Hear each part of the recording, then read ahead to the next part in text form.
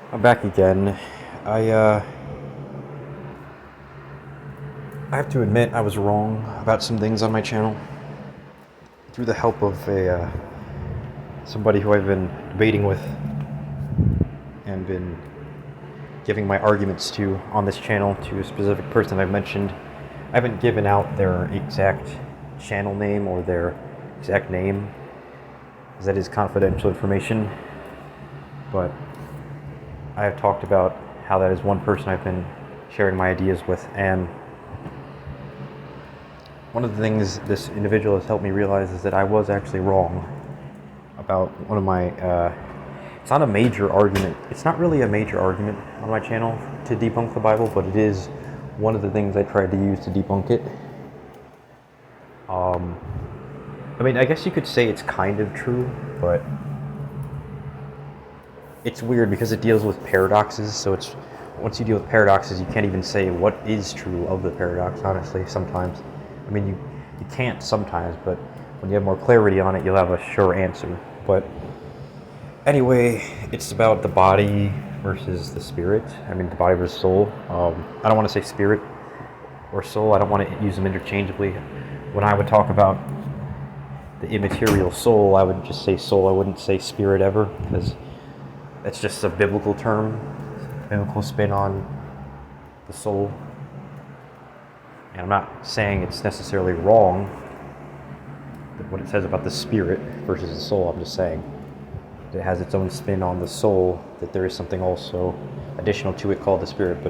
But the bottom line is, this wasn't a super important argument, because it wasn't the only thing, it wasn't the only way I could possibly think of to debunk the Bible and major world religions. I've already done that countless times anyway. But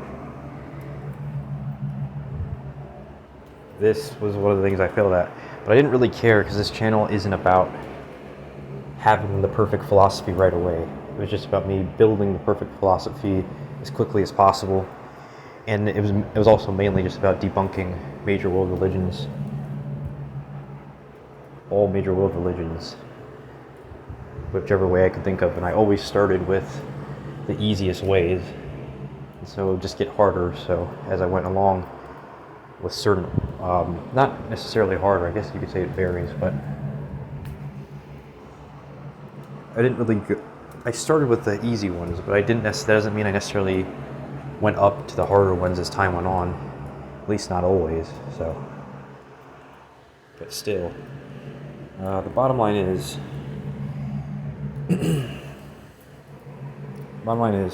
there is good evidence that we are not just our soul, but we are also our bodies, and that we can be simultaneously physical and non-physical, which is something I did not believe prior to making this video. I mean, it's something I believed I believed this prior to making this video. I knew it was possible, but I always thought it was a paradox. Now I realize that it is a paradox. It's just that I didn't think this was a paradox that actually happened. I didn't think this was a paradox that actually happens. And in my videos, I expressed that idea that it isn't a paradox that happens. But the Bible is actually correct. It is something that happens, except the only problem is the Bible says that it happens, but it's not a paradox. So basically, I agree with the Bible that it happens, but I disagree with that it says, I disagree that it's not a paradox. So basically, I mean, the way I see it, right, the Bible says the reason we are physical and non-physical simultaneously is because some of our thoughts are physical and some are non-physical. Pure information is non-physical, whereas physical sensations that we feel through thinking about them are actually physical. Therefore, we can think about them, but we don't have to touch them or smell them, hear them or taste them. We just have to see them. But some of them we do actually hear or taste well, I wouldn't say we hear them, but we certainly do. We certainly can see them. We can't taste. We can't.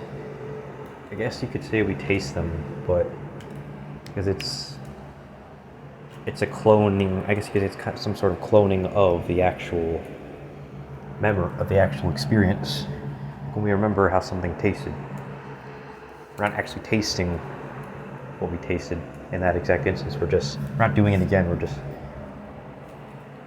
just have some sort of recording or cloning of it that we're given. It's a part of our being because it's a memory. Memories are thoughts, and thoughts create the soul. So the soul is not purely immaterial. It's also partly physical through its physical memories. It's a hybrid, but still, I have a lot of trouble with the idea that that's not a paradox, because it just begs the question of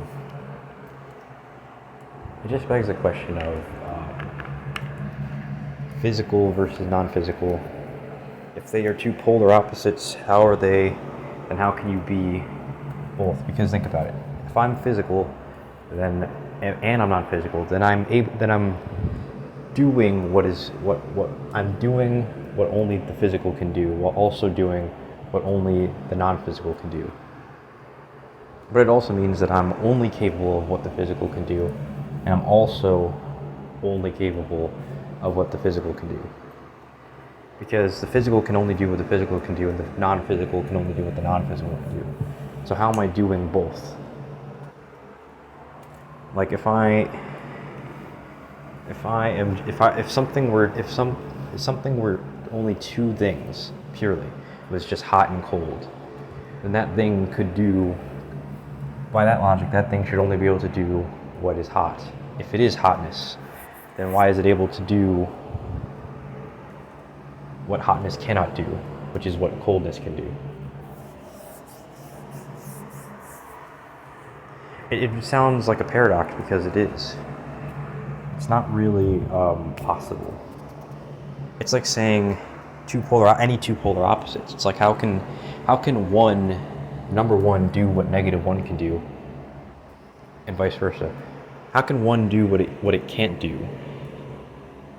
Or how can negative one do what it can't do? Because they're opposites. But they just are doing those things. But they say it's different when it comes to humans, like souls. Like this logic doesn't apply. But why? Just because they say so, because they can't reason through it. I mean, that's not really my biggest concern at the moment, that they can't reason through it. And it hasn't been on this channel. I was just pointing it out that they really can't reason through it, because the truth is, it applies to any two opposites. There's no logical reason to think it wouldn't apply to any two opposites. And they just say there is. They just insist it is, and then every time you tell them to give evidence, they just give something that they think is evidence, but it actually isn't. And they don't know it. It's just endlessly that, nothing else. But I'll give another example. This one might be easier. How can someone be both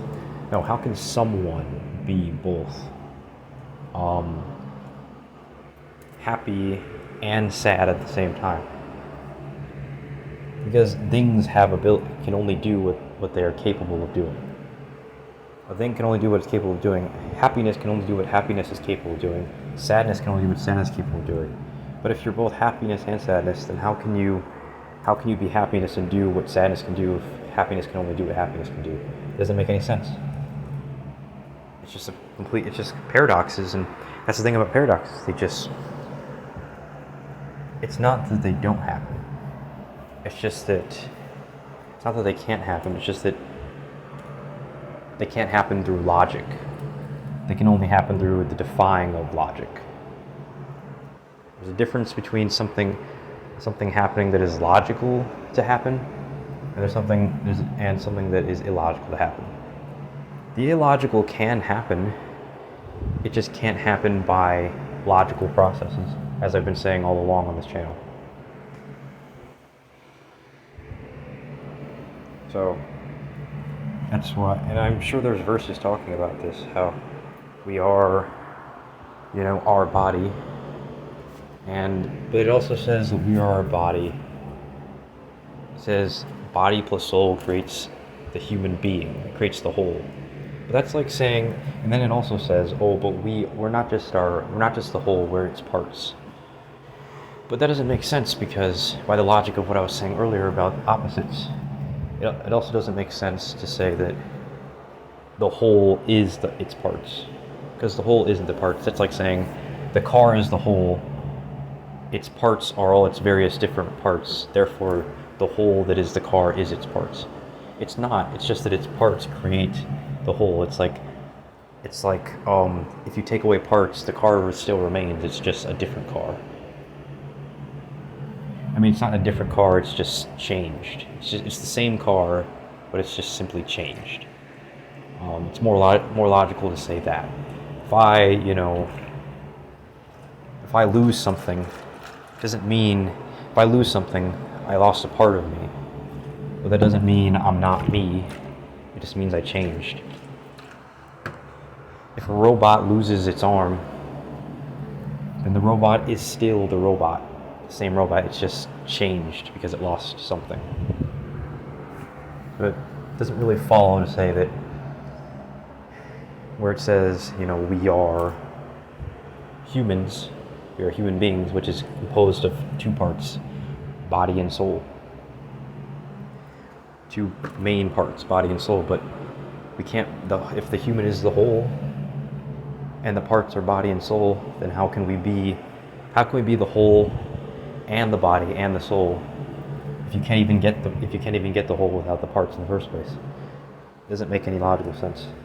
It doesn't make sense mathematically. It's like saying that 100 is equal to all of the things that go into 100, all of the numbers that add together to create 100. It's not really possible logically, but it's possible illogically, but it's not possible logically. Like, really, 100 cannot be, it's made by its parts, but it isn't its parts. Because it's the same, it's no different than, why would it be any different than what I said about the car and its parts, like the car and its motor? It wouldn't, why should it be any different? How could it be any different? It can't. And thus it just simply is not. And people hear these things and they probably don't even understand half of it. But if they understood it better, I'm sure they would accept it as true. And this is a logical argument I'm giving. Logical argument about illogical things that happen. So it's just what it is.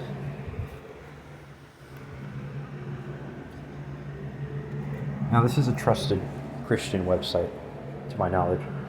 But one thing I failed to, at least often I fail to talk about, is how the sources of information that I use on this channel and have used for my arguments, the sources I'm citing, they do happen to be different denominations run by different authorities, some of which aren't even considered church authorities or Christian authorities, but at least not high-tier Christian authorities, like certified, but are still actually have some sort of authority over the typical Christian, because they've built a reputation in the Christian community, so that is some kind of authority in some way. But